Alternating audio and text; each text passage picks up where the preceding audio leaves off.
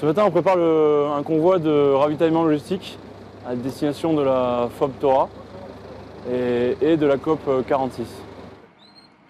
L'éloignement du nouveau COP 46, dans une zone en cours de sécurisation et difficile d'accès, nécessite des convois logistiques parfaitement préparés et rigoureusement conduits. Donc là, je vérifie le niveau du moteur du Lemire, car cet appareil a un petit moteur qui chauffe pour quand on est sur la route. Ça permet de détecter les IED qui sont cachés sur la route.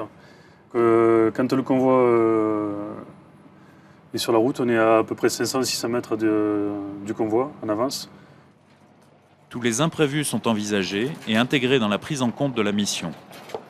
En chaque départ convoi, il y a un briefing. On rappelle dans le briefing les procédures de retour du feu, les conduites à tenir en cas d'incident, en cas d'accident. On fait l'appel de la rame en incluant chaque véhicule, en lui donnant sa place exactement.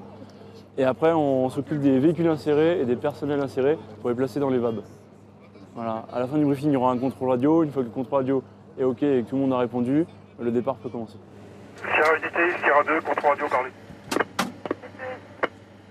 Sierra 2.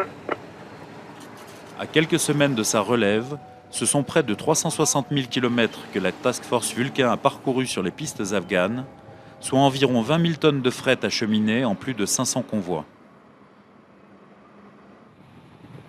Une vigilance de tous les instants, mais en conservant une attitude non menaçante vis-à-vis de la population pour ces 12 heures de convoi.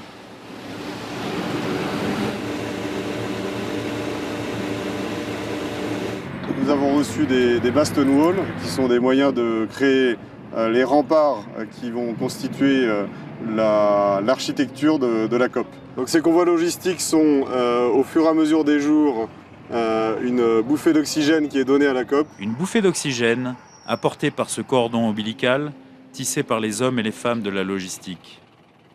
Une mission vitale pour les forces déployées, néanmoins menée avec humilité et discrétion.